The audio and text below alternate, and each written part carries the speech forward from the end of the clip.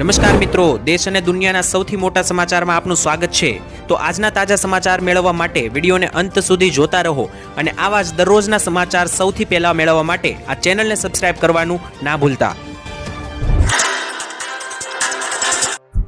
મિત્રો આજના પ્રથમ સમાચાર વિશે વાત કરીએ તો અંબાલાલ પટેલે ચેતવણી આપી દીધી છે ગુજરાત રાજ્યના હવામાનને લઈને, કારણ કે 22 તારીખથી ગુજરાત રાજ્યમાં હવે આભ ફાટી રહ્યું છે, ત્યારે પૂર જેવી પરિસ્થિતિ માટે પણ તમામ રીતે તૈયાર રહેવું પડશે તેવી આગાહી અંબાલાલ પટેલ જાણીતા હવામાન નિષ્ણાંત તરફથી આપવામાં આવી છે। જી હા દર્શક મિત્રો, ગુજરાતમાં ફરી એકવાર ચોમાસું જામ્યું છે। વરસાદી રાઉન્ડ 22 તારીખનો વહેલી સવારનો ગુજરાત રાજ્ય પર તૂટી પડી રહ્યો છે અને આ રાઉન્ડ હવે લાંબો ચાલવાનો છે, કોઈ 1-2 દિવસ માટે નહીં, 7 થી 8 દિવસ સુધી ગુજરાત રાજ્યમાં ભૂકા બોલાવી શકે તેવી આગાહી છે। તેની વચ્ચે અત્યારે રાજ્યની અંદર મિત્રો જે છે તે અંબાલાલ પટેલે આગાહી આપી છે કે આગામી દિવસોમાં વરસાદને લઈને સૌથી મોટી આગાહી કે ઉત્તર ગુજરાત, મધ્ય ગુજરાત અને દક્ષિણ ગુજરાતના મોટા ભાગના વિસ્તારોમાં 7-8 ઇંચ ઉપરના વરસાદો પડી શકે। ખાસ કરીને જે જંગલીય ભાગો છે, ડાંગ બાજુના આહવાના વિસ્તારો, ત્યાં આગળ પૂર જેવી પરિસ્થિતિ સર્જાઈ શકે। ગુજરાતમાં હવામાનના આગાહીકાર અંબાલાલ પટેલના જણાવ્યા મુજબ દક્ષિણ ગુજરાતમાં વરસાદનું જોર વધી શકે। પહેલા રાઉન્ડમાં જ સુરત, નવસારી અને વલસાડમાં 50-50 ઇંચના વરસાદો આવ્યા છે અને આ બીજા રાઉન્ડની શરૂઆતમાં પણ દક્ષિણ ગુજરાતમાં જોર વધી રહ્યું છે, જેથી નદી નાળાઓમાં પાણીનો પ્રવાહ વધતા પૂર જેવી પરિસ્થિતિનું નિર્માણ થઈ શકે, જેથી સ્થાનિક લોકોને સાવચેતી રાખવાની સલાહ આપવામાં આવી છે। અંબાલાલ પટેલે જણાવ્યું છે કે અમદાવાદ શહેરના પૂર્વ વિસ્તારોમાં આગામી 48 કલાક દરમિયાન ભારે વરસાદ વરસી શકે, તો એ પ્રકારે તમામ તૈયારીઓ જે છે તે રાખવી। ઉત્તર ગુજરાતના મહેસાણા, સાબરકાંઠા, બનાસકાંઠા, પાટણ લાગુના વિસ્તારમાં પણ ગુજરાતમાં આગામી 7-8 દિવસની અંદર 15-15 ઇંચના વરસાદની આગાહી છે। મધ્યના પણ જે મહીસાગર, પંચમહાલ, ગોધરા, દાહોદ, આણંદ, છોટાઉદેપુરના વિસ્તારો છે ત્યાં પણ આગળ સારો વરસાદ જોવા મળશે। સૌરાષ્ટ્રની અંદર આ રાઉન્ડ થોડો ઓછો રહેવાનો છે, કોઈ વધારે જોર નહીં વધે। કચ્છની અંદર પણ 24 તારીખ પછી જે છે તે મિત્રો પ્રોપર વરસાદનું જોર વધી શકે અને નદી નાળાઓની અંદર અત્યારે ખૂબ જ વધારે પૂર આવી શકે, કારણ કે દક્ષિણીય ભાગોની અંદર અત્યારે પાણી જે છે મિત્રો હવે ઘણી બધી જગ્યાએ વધી રહ્યું છે, સપાટી પણ વધી રહી છે, જેથી જે પણ નીચાણવાળા વિસ્તારોમાં રહેનારા લોકો છે એમણે પોતાની અગાઉથી જે છે તે તૈયારીમાં રહેવું। ત્યારબાદ જોઈ લઈએ તો યુદ્ધની અસર શરૂ થઈ ચૂકી છે, ફરી એકવાર મોટું સંકટ ઘેરાઈ રહ્યું છે, તેના ઉપર વિસ્તારથી સમજીએ તો જી હા મિત્રો, યુદ્ધ પાકા પાયે જે અમેરિકા અને ઈરાનનું શરૂ થયું તેની અસર હવે ભારતમાં શરૂઆત થઈ ચૂકી છે। જેવી રીતના આજથી 3 મહિના પહેલા પેટ્રોલ ડીઝલની અછત સર્જાઈ હતી, યુદ્ધને કારણે ખૂબ જ મોટી મોંઘવારીનો રાફડો ફાટી નીકળ્યો હતો, તો એની ફરી એકવાર અત્યારે શરૂઆત થતી જોવા મળી રહી છે, કારણ કે અમેરિકા અને ઈરાનનું યુદ્ધ હવે મોટા પાયે શરૂ થઈ ચૂક્યું છે અને એની અસર કઈ રીતે ભારતમાં શરૂ થઈ છે તમને જણાવું તો મિત્રો, અત્યારે જે મિડલ ઈસ્ટમાં યુદ્ધ ચાલી રહ્યું છે તેને કારણે એશિયા તરફના ઓઇલ ટેન્કરો પાછા ફર્યા છે। જી હા મિત્રો, મધ્ય પૂર્વ દરિયાની અંદર કે જ્યાં યુદ્ધ ચાલી રહ્યું છે ત્યાંથી ઉર્જા સુરક્ષાને સીધો મિત્રો અત્યારે ટાર્ગેટ કરવામાં આવી રહ્યો છે। પરિસ્થિતિ એટલી ભયાનક બની ચૂકી છે કે હવે માત્ર પારંપરિક દરિયાઈ માર્ગ જ નહીં પરંતુ વૈકલ્પિક રસ્તાઓ પણ એક પછી એક બંધ થતા જોવા મળી રહ્યા છે। તાજેતરના અત્યંત ચોંકાવનારા સમાચાર છે કે ભારત સહિત ચીન સહિતના દેશોના જે પણ મિત્રો ઉર્જા જરૂરિયાત માટેના જે ટેન્કરો છે, તેલ ભરીને આવનારા જે જહાજો છે, તેમને દરિયાની વચમાંથી જ મજબૂર થઈને પાછા ફરવું પડ્યોનો નિર્ણય લેવો પડ્યો છે। આવું આટલા માટે કારણ કે મિત્રો સ્ટ્રેટ ઓફ હોર્મુઝ સહિતના રસ્તાઓ તો મેઇન છે, પરંતુ આની સિવાયના બીજા પણ કે જે વૈકલ્પિક રસ્તાઓ હોય દરિયાની અંદર, તો આ બધા રસ્તાઓ જે છે તે બંધ કરવામાં આવી રહ્યા છે યુદ્ધને કારણે, જેથી ઓનલાઈન મિત્રો દરિયાની અંદર જે પણ ઓઇલ, પેટ્રોલ, ડીઝલનો વ્યાપાર છે તે અટકી શકે અને અત્યારે મિત્રો જહાજો પાછા પણ વાળવામાં આવ્યા છે। અને જો મિત્રો આવું થાય છે ને યુદ્ધ હવે અહીંયાથી ખૂબ વધી જાય છે અને આ રીતનું જે યુદ્ધ જહાજો પાછા વળવામાં આવ્યા છે તેની અંદર કોઈ રોક લગાવવામાં આવે છે જહાજોને મિત્રો કોઈ પણ પ્રકારની સમસ્યાઓ આવે છે, તો ફરી એકવાર વિશ્વ ઉપર અને ભારત ઉપર પેટ્રોલ, ડીઝલ, ગેસની અછત સર્જાઈ શકે। વ્યાપારો મિત્રો જે છે તે ફરી એકવાર નબળા પડી શકે, જેની અસર ભારતની અંદર રહેલી ફેક્ટરીઓ, ઇન્ડસ્ટ્રીઝ ઉપર પણ પડી શકે, જેથી મોટા પાયે મિત્રો મોંઘવારીનું ટેન્શન પણ અત્યારે જોવા મળી રહ્યું છે। તો આ તમામ ચિંતાઓ વચ્ચે જે છે તે મિત્રો એક સમાચાર આવ્યા છે।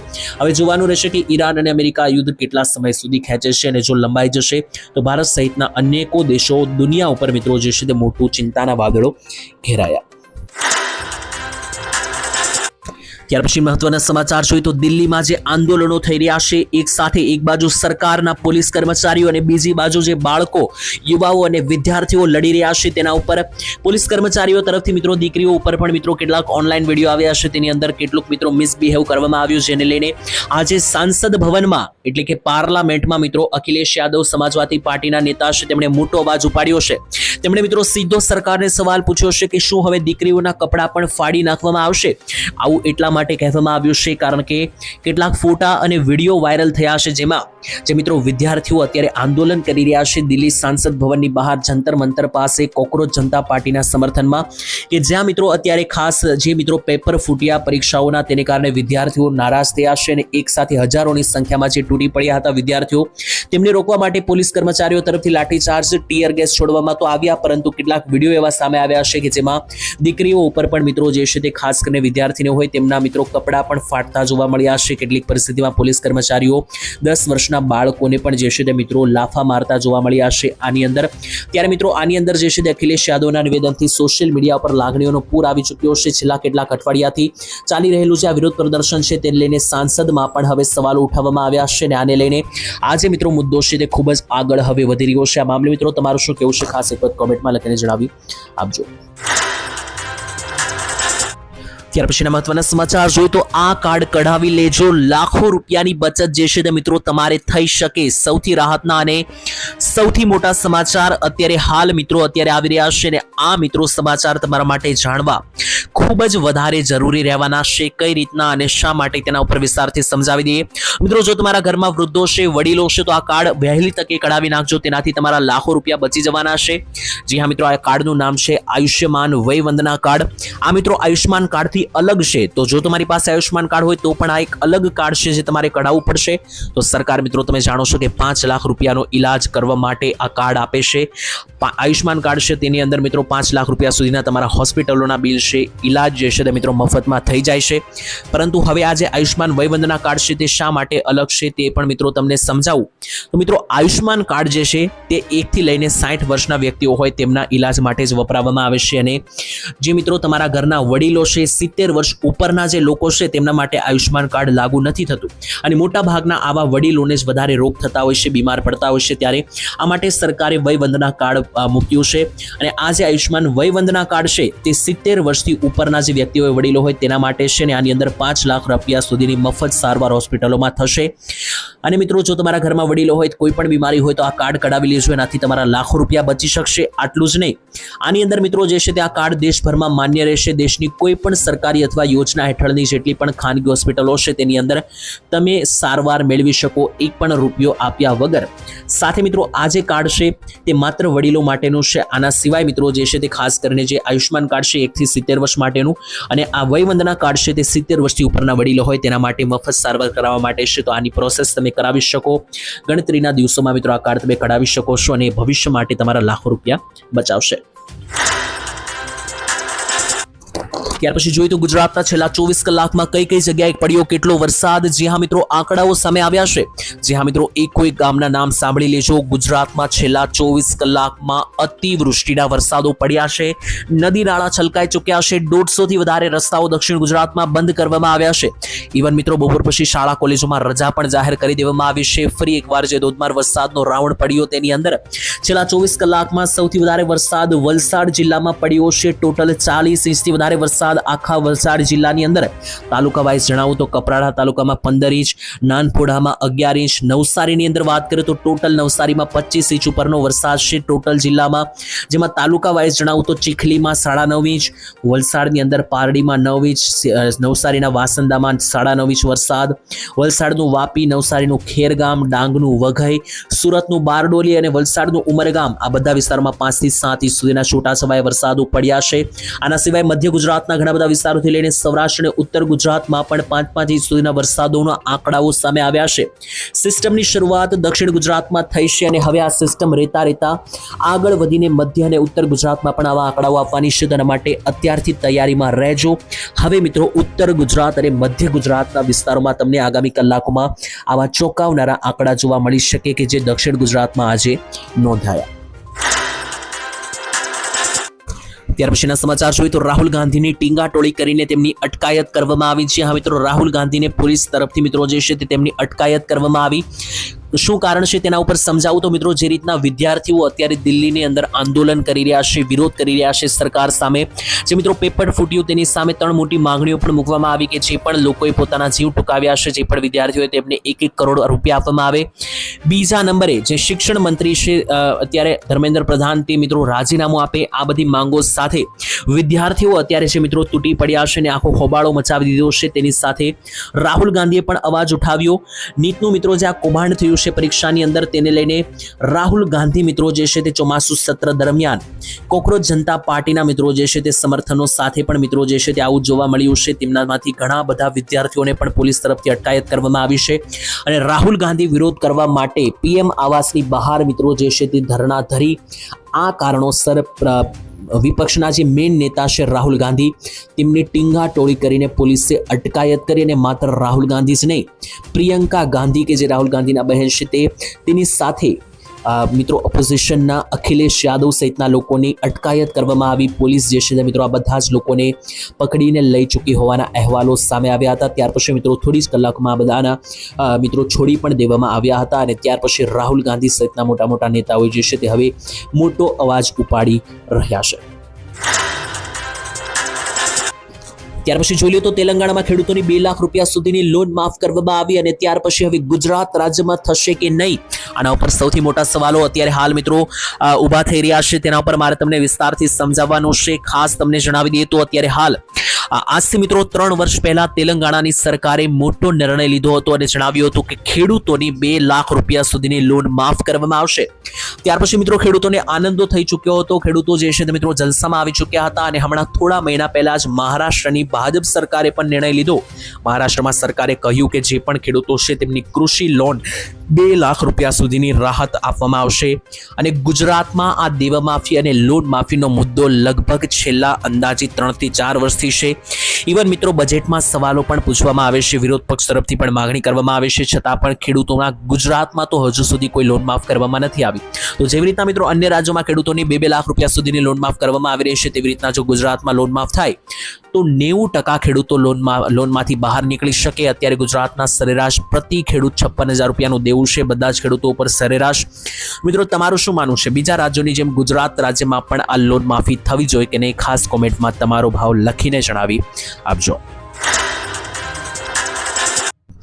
ત્યારબાદ મિત્રો જોઈ લો તો જમ્મુ અને કાશ્મીરમાં આતંકી હુમલો થયો હોવાના અહેવાલો સામે આવી રહ્યા છે. લાંબા સમયથી મિત્રો આ સમાચાર આવી રહ્યા હતા. ગુજરાતમાંથી પણ એટીએસ ટીમ તરફથી મિત્રો લગાતાર કાર્યવાહીઓ હાથ ધરવામાં આવી રહી હતી, કારણ કે વારંવાર છેલ્લા ઘણા બધા સમયથી ગુજરાતમાંથી જે છે મિત્રો આતંકીઓને પકડવામાં આવી રહ્યા હતા અને માત્ર આતંકીઓ નહીં, પાકિસ્તાન સાથે જોડાયેલા મિત્રો જે છે તે કનેક્શનો પણ મળી આવ્યા હતા. અને ગુજરાત રાજ્યમાંથી મિત્રો એટીએસ ટીમે પણ હમણાં થોડા દિવસ પહેલા જ 6 લોકોની ધરપકડ પણ કરી હતી અને લગાતાર મિત્રો એટીએસ ટીમ જે છે મિત્રો ધ્યાન પણ આપી રહી હતી. તેની વચ્ચેથી અત્યારે સમાચાર આવી રહ્યા છે કે જમ્મુ કાશ્મીરમાં આતંકી હુમલો થયો હોવાનું સામે આવ્યું છે, જેની અંદર જમ્મુ કાશ્મીરનો જે અનંતનાગમાં મિત્રો જે વિસ્તાર છે ત્યાં આગળ આતંકી હુમલો થયો હોવાનું સામે આવ્યું છે. આતંકીઓએ આ વિસ્તારના લાલ ચોકમાં કર્યો હતો ગોળીબાર અને આટલું જ નહીં, જેમાં મિત્રો આપણા એક ભારતીય એક પોલીસ કર્મચારી શહીદ થયા છે. આતંકીઓને પકડવા માટે સર્ચ ઓપરેશન શરૂ પણ કર્યા હોવાનું સામે આવી રહ્યું છે. તેની વચ્ચે આતંકી હુમલા જે છે મિત્રો લાંબા સમયથી જે એટીએસ ટીમોની જે મિત્રો કામગીરી હતી, લાંબા સમયથી એટીએસ ટીમને સફળતા પણ મળી રહી હતી. ભારતમાંથી મિત્રો જોડી દો, ગુજરાતમાંથી પણ ઘણા બધા એવા આતંકીઓને પકડવામાં આવ્યા હતા કે જે પાકિસ્તાની આતંકી સંગઠન સાથે વાતચીત કરી રહ્યા હતા. તેની વચ્ચે મિત્રો આ એક મોટા સમાચાર સામે આવ્યા. ત્યાર પછી જોઈ લઈએ તો મિત્રો પાણી ભરાવાની ચેતવણી આપવામાં આવી છે, તો તમામ લોકો તૈયાર રહેજો, કારણ કે ગુજરાતમાં અતિ ભારે વરસાદ પડવાનો છે આગામી થોડા દિવસોની અંદર. અને મિત્રો નદી નાળાઓના સ્તર પણ વધી રહ્યા છે, જેથી પાણી પણ છોડવામાં આવી શકે. એટલા માટે પાણી ભરાવાની તૈયારી જે છે તે મિત્રો અગાઉથી તમારે કરીને રાખવી પડશે. પૂર્ણા નદી મિત્રો 20 ફૂટે અત્યારે જોવા મળી રહી છે. નીચાણવાળા વિસ્તારોમાં લાઉડ સ્પીકરથી એલર્ટ કરાયા છે, એટલે સરકારી તંત્રના માણસો મિત્રો સ્પીકર લઈને સોસાયટીઓમાં પણ મિત્રો જોવા મળ્યા અને લોકોને ચેતવણી આપતા જોવા મળ્યા કે તૈયારીમાં રહેવું. દક્ષિણ ગુજરાતમાં ખાસ કરીને પહેલા રાઉન્ડમાં પણ 50 ઇંચના વરસાદ આવ્યા છે વલસાડ, નવસારી અને સુરતમાં.